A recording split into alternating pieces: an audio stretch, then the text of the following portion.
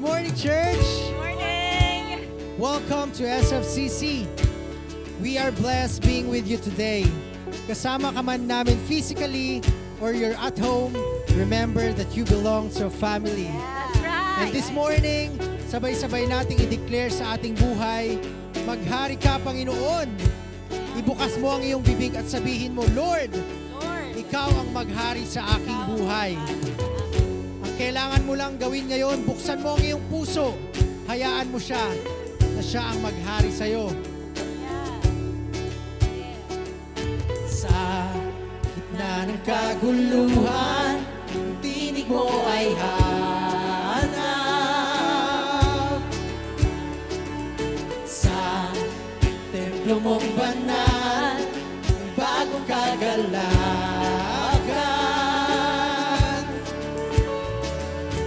Ang tanging mananatili ay ang iyong sinabi.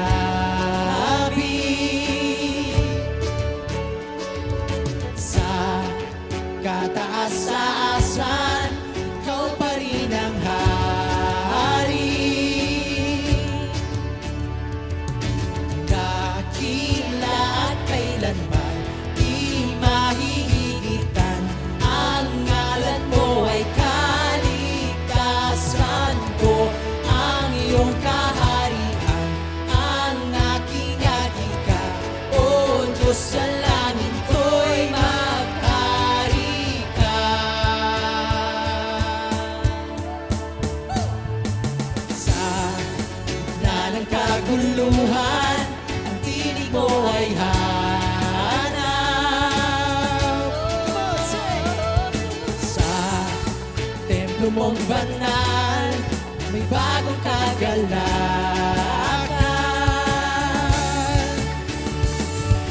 Ang ating mananatili ay ang iyong sinabi.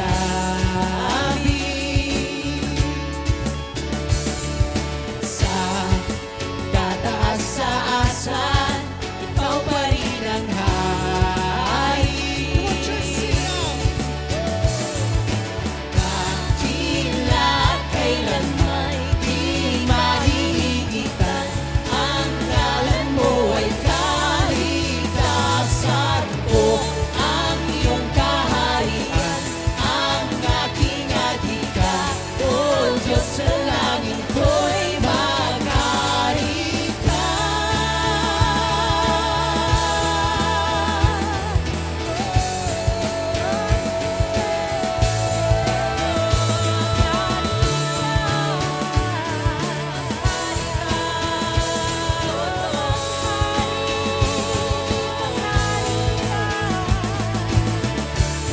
Sundin ang loob mo dito sa lupa, tulad na sa langit.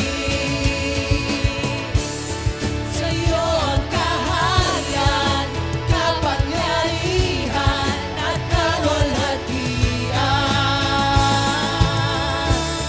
Sundin ang loob mo dito sa lupa, tulad na sa langit. Sa'yo ang kaharian, kapangyarihan at kaluwalhatian. Dakila at kailanman di mahihigitan. Ang ngalan mo ay kaligtasan ko. Ang iyong kaharian, ang aking adhika. O Diyos sa langit ko'y maghari. Dakila at kailanman di mahihigitan. Ang ngalan mo ay kaligtasan ko. Ang iyong kaharian, ang aking adhika. O Diyos sa langit ko'y maghari ka.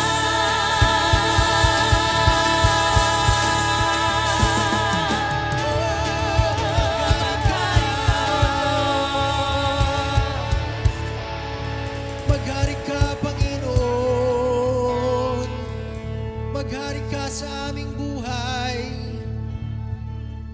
Maghari ka, O Diyos. Maghari ka.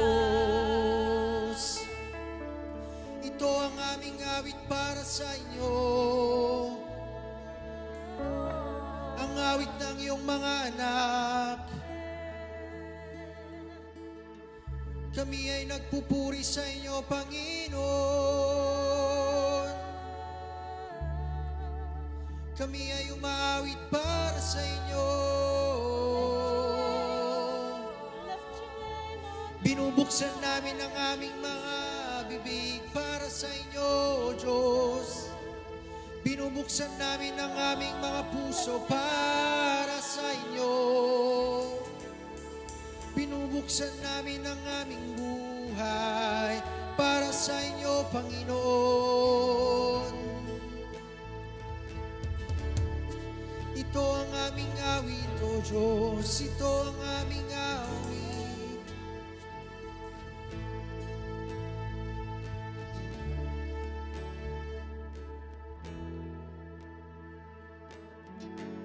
O Diyos, sa langit ko'y kailanman di mahihigitan. Ang ngalan mo ay kaligtasan ko. Ang iyong kaharian ang aking adhika. O Diyos, sa langit ko'y maghari ka.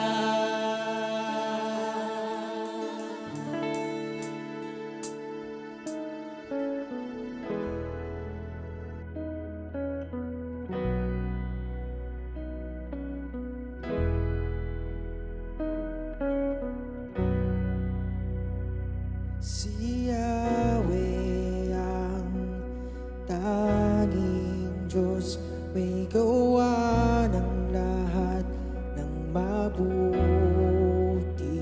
Ang lahat ng nilikha mo'y sumasamba sa iyo. Ang aming bayay pinupuri ka, itinataas, dinadakila. Ang aming puso ay isang umaawit sa iyo. Mapalad ang iglesia na iyong ibinukod. Mapalad ang bansang sa'yo lamang sumusunod. Maghari ka't manahan sa aming pagpupuri. Ikaw lang, O Diyos.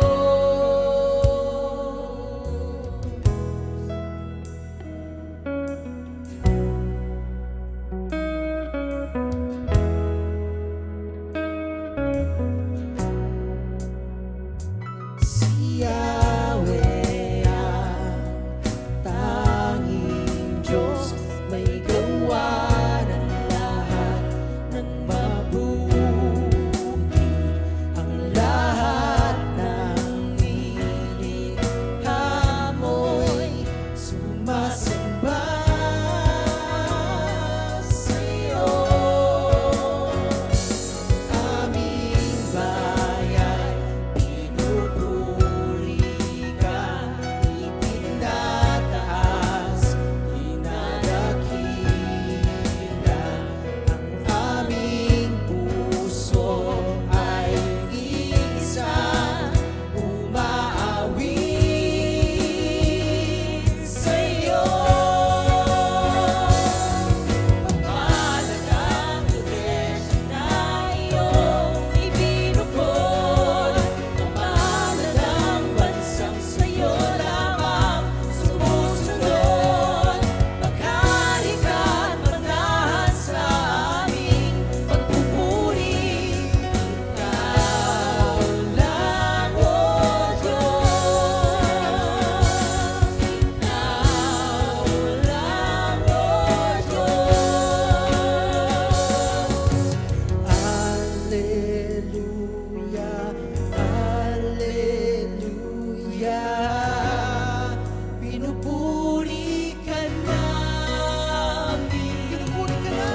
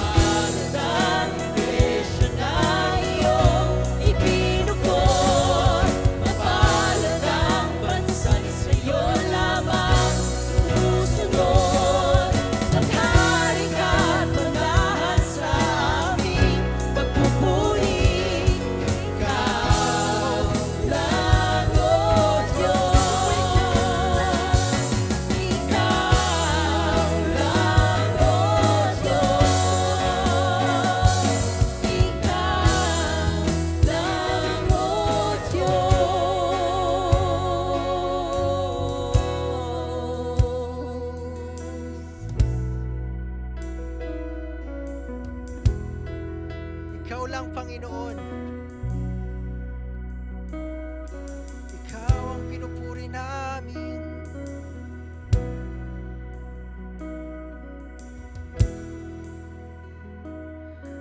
Sabi mo sa salita mo, Panginoon, kami, mga anak mo, ay mapalad. Mapalad kami na nagpupuri sa inyo, sumasamba sa inyo, at nagtataas ng mga kamay sa inyo. Mapalad ang bumibigkas ng mga awit para sa inyo.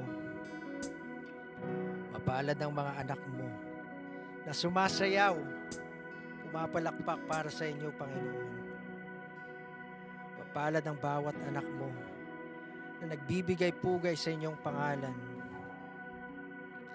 Panginoon, kung kami man po ngayon ay nagbubulag-bulagan o nabubulag, Panginoon, hindi namin makita kung gaano kami ka-bless, kung gaano mo kami kamahal, Panginoon. Binubuksan po namin ang aming puso.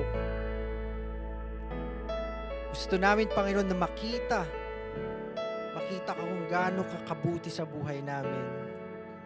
Give us faith, Lord. Lord, we need faith. Right now, we need faith, oh Jesus. Gusto naming maniwala, Panginoon, na ang pagmamahal mo ay sapat, Panginoon.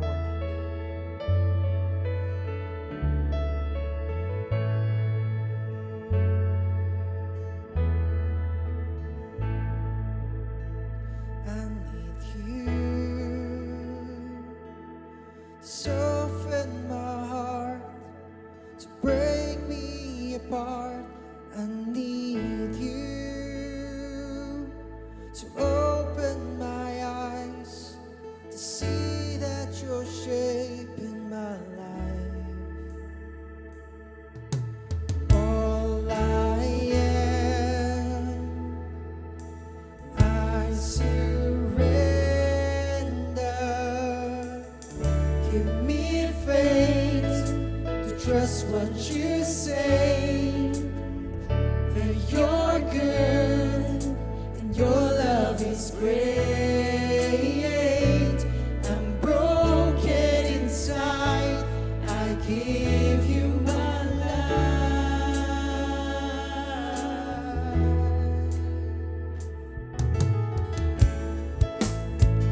I need you. Soften my heart to break me apart. I need you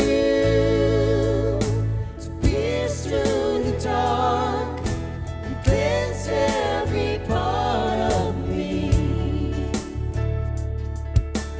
All I am, I surrender. Give me faith to trust what you say, that you're good and your love is great. I'm broken inside, I give you my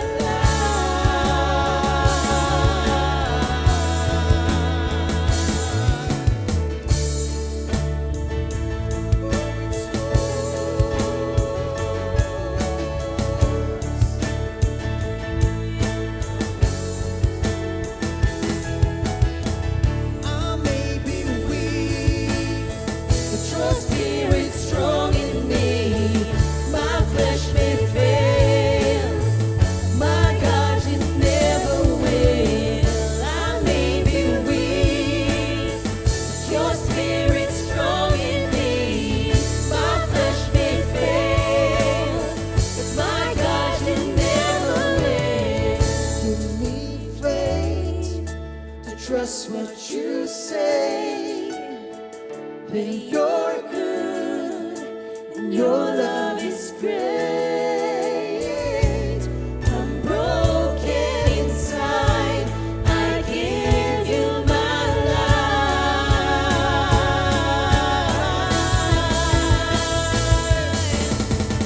Give me faith to trust what you say, that you're good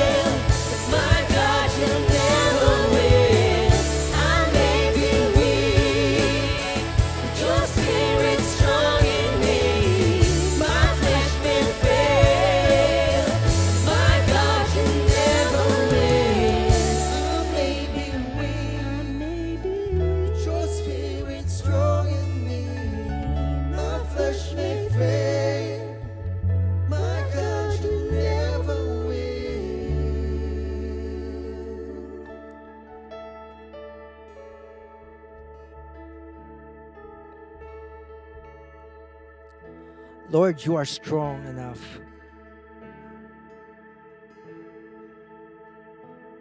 Your victory is enough, Lord. Lahat ng ginawa mo sa cross, Jesus, ay sapat na. It's more than enough for us to have faith right now. It's more than enough for us to believe in you. It's more than enough for us to give forgiveness, to release forgiveness, to give love, to share love. Oh, thank you, Jesus, for your grace. Thank you, God, that you have sent Jesus on the cross for us para ma-share, Panginoon, lahat ng mga benefits na nararanasan namin. Right now, Lord, gusto namin mag-overflow yung love mo. Gusto namin mag-overflow yung faith sa bawat member ng mga nandito, Panginoon. We speak faith sa kanila. Receive faith right now. Receive faith. Oh, Holy Spirit, release faith. We want to receive it. Receive it. Receive it.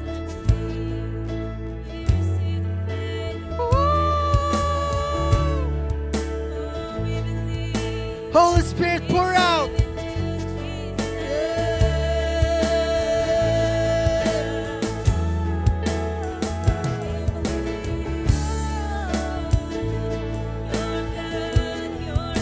Panginoon, kung kami man po ay broken ngayon, Ikaw po ay kumpletong-kumpleto para sa amin.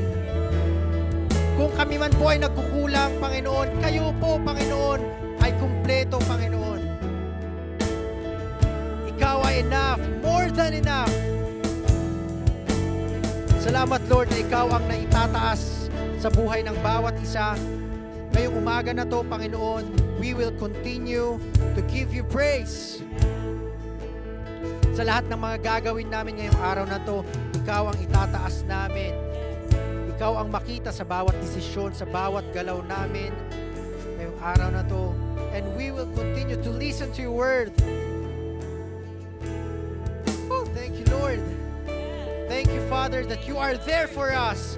Thank You, Holy Spirit, that You are there guiding us. Thank You, Jesus, that You are there saving us. Saving those lost souls, Lord. Salamat, Panginoon, na mayroon Kang ginagawa. Woo! Oh, Jesus!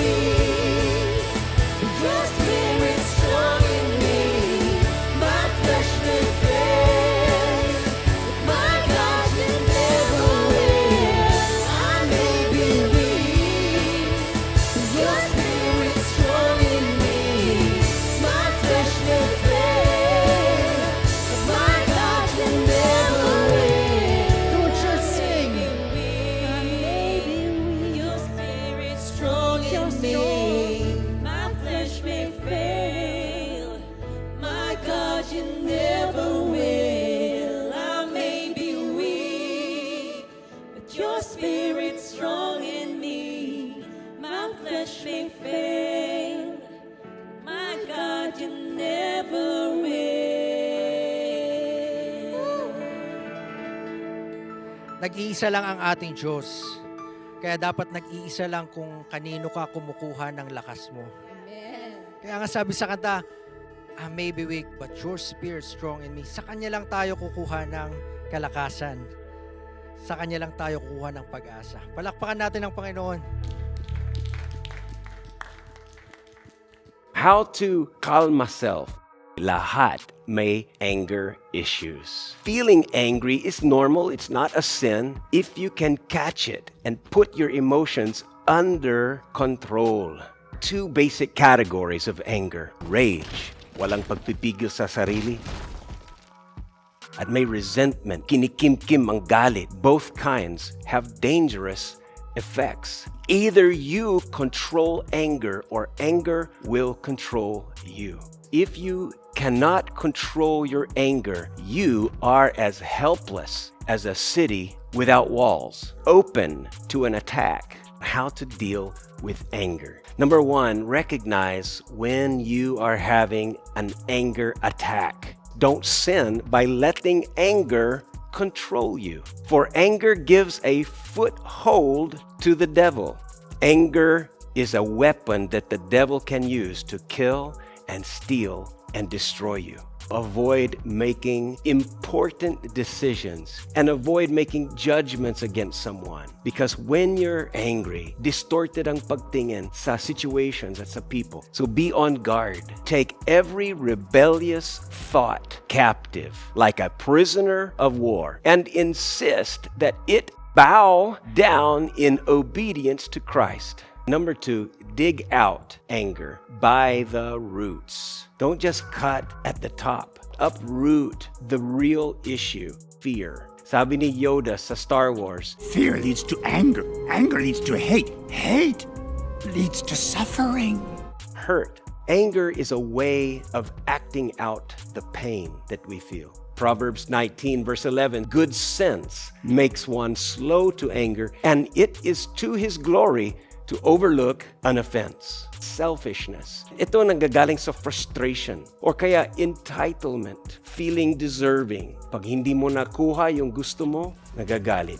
The third point is this: inject God's antivirus to anger, antidote to fear. Receive God's love. 1 John 4 verse 18 says, there is no fear in love because perfect love drives out fear. The only way to heal the emotions of hurt is to receive God's forgiveness. Forgiveness is not an emotion, but a choice to release your right to get even. Release the justice to God. Knowing that you have been forgiven, you are enabled to forgive others. The cure for selfishness is to receive God's grace. God's undeserved favor comes every single morning. So you want to deal with anger? Receive God's fullness. Withdraw from the ATM of heaven. Receive God's love and grace and forgiveness, and then release God's fullness. Release God's love and God's forgiveness and God's grace to others.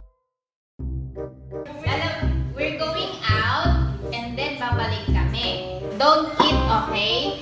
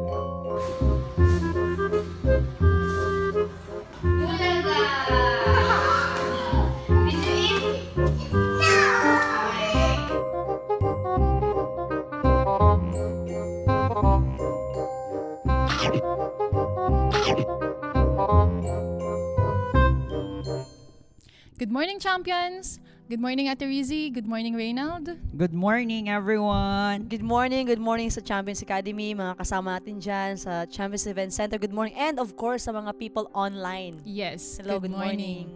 Last week, pinag-usapan natin ang Remote Control Series Part 6, Dealing with Anger. And God is telling me that yes, there is a godly way to deal our anger to kalma ourselves. It was pointed out that we need to receive God's fullness of God's love, God's grace, and God's forgiveness. So, Roseanne, the topic last week is so good. So, ikaw, paano mo na-apply ito sa buhay mo? Na-apply ko to sa buhay ko last week nung nag-release ako ng forgiveness sa one of my closest friend. At nakakatuwa, si God ang nag-mode ng heart ko, na-apply ko ito this week. So, napakatotoo pala, na we are not just hearers of God's Word, but we are doers of God's Word. So, today, pag-uusapan po natin another topic about self-control, overcoming temptations. Yeah, tama. Overcoming temptations. Lagi natin itong naririnig. Ano nga ba ang ibig sabihin ng salitang temptation? Ang temptation is the desire or kagustuhan to do or to have something. Something that is bad, something that is wrong, or unwise. According to Proverbs 14:12, there is a way that appears to be right, but in the end, it leads to death. And James 1:14-15, we are tempted when we are drawn away and trapped by our own evil desires. Then our evil desires conceive and give birth to sin. And sin, when it is full grown, gives birth to death.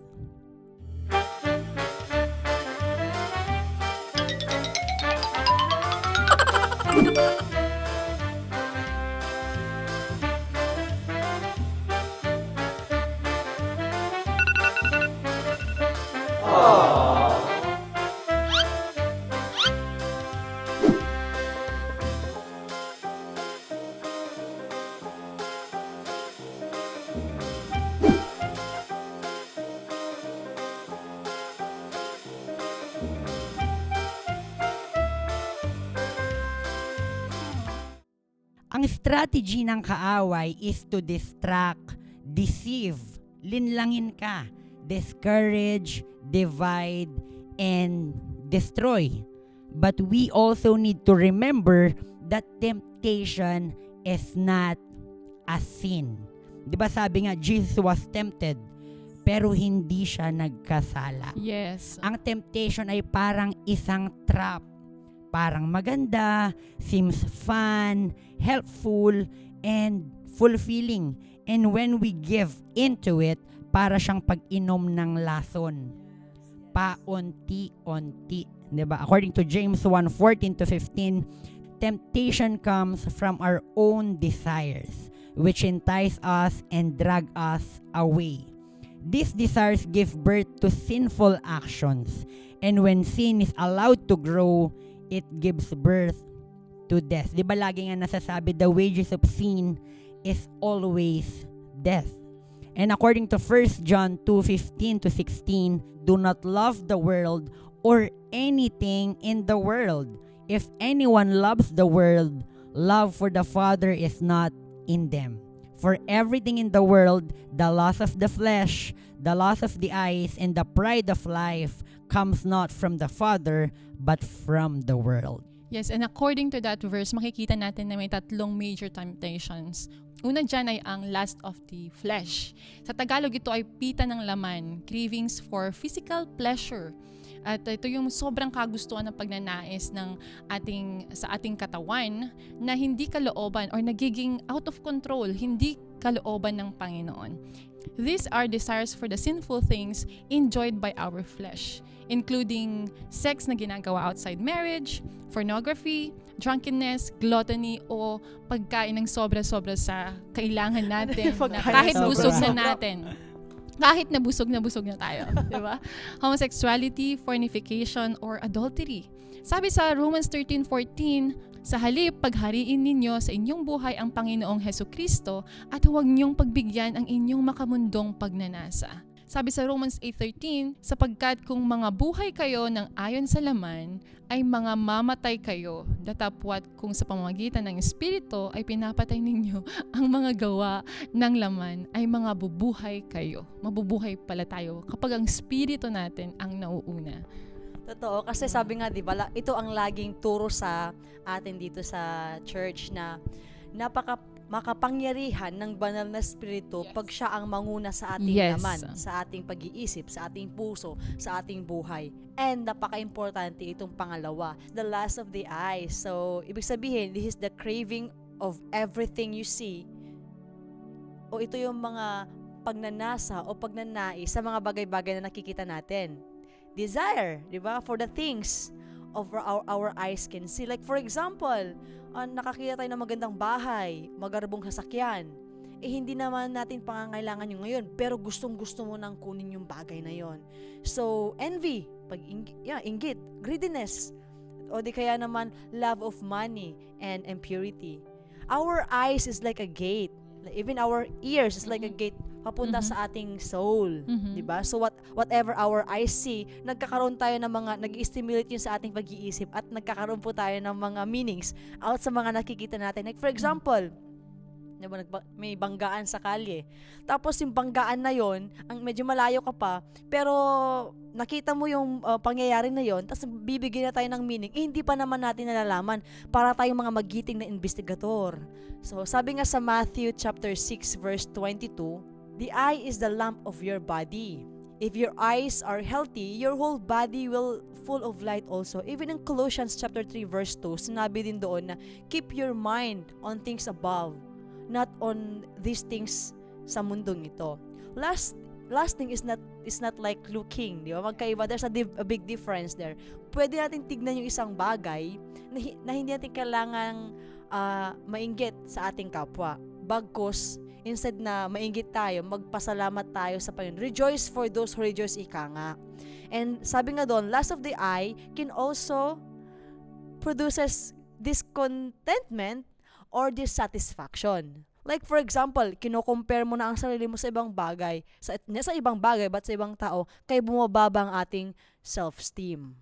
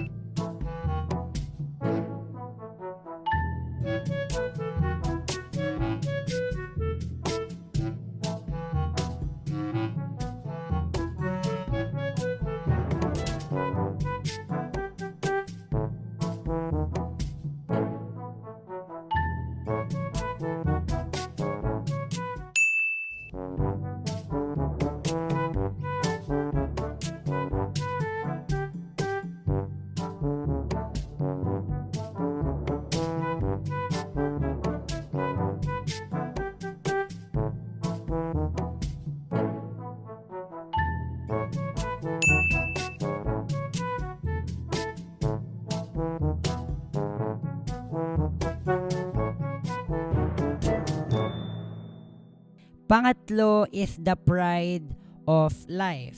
Craving for possessions and achievements. Ito yung desire to get credit or glory sa mga bagay na nagagawa or ginagawa ng ibang tao o ng Diyos. Yung bang feeling mo or gusto mo ikaw ay nasa isang show, no? May spotlight, tapos gusto mo ng audience, tapos sinasabi mo sa mga audience mo, uy, galing ko, no?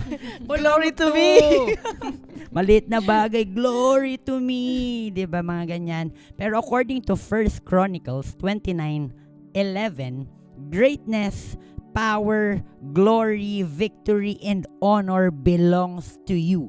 Because everything in heaven belongs to you. The kingdom belongs to you, Lord. You are the head, the ruler over everything. Kailangan nating mabuhay for an audience of one.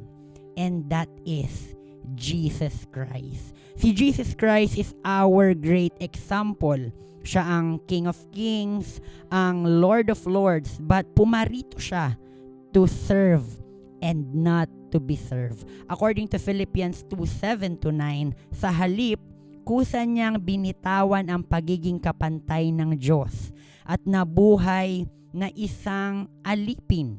Ipinanganak siya bilang isang tao at nang siya'y maging tao, nagpakumbaba siya at naging masunurin hanggang kamatayan. Maging ito man ay kamatayan sa krus. Dahil dito siya'y lubusang itinaas ng Diyos at binigyan ng pangalang higit sa lahat ng pangalan. Tama Reynald. At kaya nga nalaman natin na may tatlong major temptations, ang lust of the flesh, lust of the eyes, at ang pride of life. At pero, di ba, temptations can be very difficult to resist, natanggihan, dahil nandito tayo sa mundo. We are in the broken world. But God gave us help. Tinutulungan tayo ng Panginoon. Sabi sa 1 Corinthians 10:13, no temptation has overtaken you except what is common to mankind. And God is faithful. He will not let you be tempted beyond what you can bear.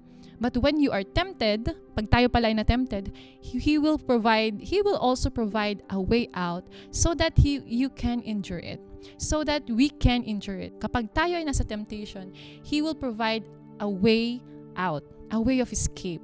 At ito yun we have to receive, ang una niyan we have to receive Jesus as our way of escape from temptation and sin. And siya, hindi to plano, hindi to isang programa, siya ay isang tao. Sabi sa John 14:6, Jesus is the way, the truth, and the life. And Jesus can relate to us. Jesus knew and experienced temptation himself. Pero He didn't give in. Yeah. He didn't give in. At actually naranasan niya ito para makarelate sa atin. Hebrews 4:15 says, Jesus, our high priest, is able to understand our weaknesses. When Jesus lived on earth, He was tempted in every way. He was tempted in the same way we are tempted, but He never sinned. He never sinned. Yeah, well, Jesus is naging tao din siya. 'Di ba? Sabi doon na you came from heaven To earth. 'di ba? Yeah. To show the way Mm-hmm. from the earth to the cross. Our debt to Our pay. debt to pay, 'di ba? Mhm. So si Jesus, naging tao siya upang maranasan, makarelate siya sa atin. So, wag natin sabihin na ay si Jesus walang pakialam kasi God lang siya. No, nagparito siya sa lupa, sa mundong ito para maintindihan at manawaan niya tayo. Kaya ang Diyos ay tutulungan tayo sa lahat ng mga temptasyon na nararanasan natin. Tama. Diba? So, pangalawa naman is, ito I like this part you put your new nature. Diba? Put on, sabi din sa Colossians chapter 3 verse 10, put on, isuot, put on your new nature and be renewed as you learn to know your Creator Mhm. and become like Him. Mhm. Kasi, nung tinanggap mo na si Kristo sa buhay mo, hinubad na natin ang ating lumang pagkatao at Tama. isinuot natin ang bagong nilalang, bagong tayo. Pagkatao. So kasama nung paghubad natin, na alis din yung mga maling pag-uugali, maling pag-iisip, hindi magandang gawi, 'di ba? Like for example, kung noon malakas tayo magmura. Mhm. Ako, grabe, lakas ko magmura dati. Malakas tayo magsinungaling, magsabi ng hindi magaganda sa kapwa. Pero ngayon, ang lumalabas na at nasasabi ng ating mga bibig na mumutawi sa ating mga labi ay salita ng Panginoon, mga good words na. Diba? Pwede mo sabihin sa katabi mo ngayon ay, pag lalaki o babae, ang gwapo mo. Diba? Ang ganda mo. Kasi diba, anak ka ng Diyos. Pag nagagalit ka na, ano ba naman, anak ka ng Diyos, Diba? Diba? Kasi iba na ang lumalabas sa ating bibig, iba na ang pagkilos natin kasi bago na tayong nilalang. Yun din ang nakalagay sa 2 Corinthians chapter 5 verse 17, I am. Diba? You are a new creation. If you are in Christ, you are a new creation. The old has gone and you are new now. Kaya ikaw ay bago ng nilalang. Bago na ang lahat sa buhay mo ngayon kasi ikaw na ay namumuhay kay Kristo Jesus. That's why we can throw off. Kung pwede lang ako magubad ngayon, di ba? Hindi mo pwede dito. Di ba? Throw off your old sinful nature and your former way of life which is corrupted by lust and deception. Let your spirit be renewed or be renew your own thoughts and attitude. So that's why we need to put on our new nature, created to be like Him, to be like God, holy and righteous. So Romans 6 verse 11, sabi din doon na, reckon yourselves dead to sin, but alive to God. So ganito, isipin natin to, patay na tayo sa kasalanan, pero buhay tayo nakasama ang Diyos. Yes. That's why we can declare by saying this, I am the righteousness of God in Christ Jesus. Pwede ba natin sabihin po yon?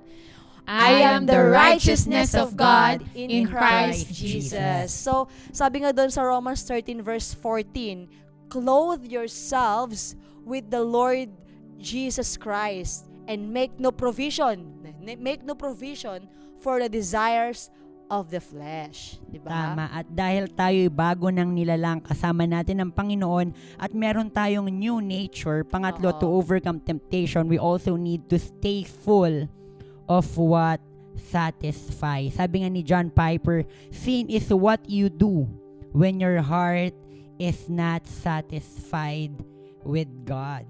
No, according to John 3:30, Jesus Christ, must become greater. I must become less. 'Di ba? Kung ikaw ay nasa Panginoon, you have everything you need. Dahil ang Panginoon hindi kanya pagdadamutan, never siyang magkukulang, therefore hindi ka mauubusan. No? And we need to stay full of what satisfies. Ano ba yung mga bagay na yon? Unang-una is the Word of God. Ang salita ng Panginoon ay napaka-powerful. According to Matthew 4:4, man must not live by bread alone, but on every word that comes from the mouth of God. Ang salita ng Diyos ay ang pagkain ng ating espiritu. Yes. And according to John 6:35, Jesus said to them, I am the bread of life. Whoever comes to me shall not hunger, and whoever believes in me never thirst. Ang salita ng Diyos ay ang ating magiging weapon sa lahat ng kasinungalingan at lahat ng atake ng kaaway. Pangalawa, we need to stay full with prayer. Yes. Ang prayer is your communication with God, no? Yeah. Prayer is aligning yourself with the purposes of God. Minsan ang mga tao hindi natutulungan dahil ayaw naman talaga nilang magpatulong. With prayer, you can tell God everything na kailangan mo. You know what? Satan will try to limit your praying dahil alam niyang yung praying mo will limit him. God is 100% willing So to good. help. No, according Yeah. to Philippians 4:6, don't worry about anything. Instead, pray about everything. Tell God what you need and thank Him for all He has done. Matthew 26:41, stay alert and pray so that you won't give in to temptation. The spirit is eager, but the body is weak. And Psalm 66:19, but truly God has listened. He has attended to the voice of my prayers. And how to overcome temptation, ito ang pinag-uusapan natin ngayon. That number one, we need to receive Jesus as our way out. And ang pangalawa is we have to put on our new nature. At ang pangatlo is stay full with what satisfies ang Word ni God, ang prayer, ang relationship natin kay God. So pwede nating isurrender at i-give up ang life natin into God's hands para in exchange sa better and meaningful life God wants for us. At pag ginawa natin ito yung magkakaroon tayo ng buhay na hinahangad ng Diyos para sa atin. Ito ay best para sa atin.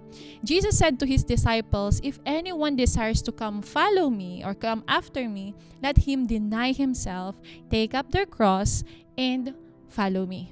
And Matthew 16:24 says, "Kung ang sino mang taong ibig sumunod sa akin ay tumanggi sa kanilang sarili at pasanin ang kanilang krus at sumunod sa akin.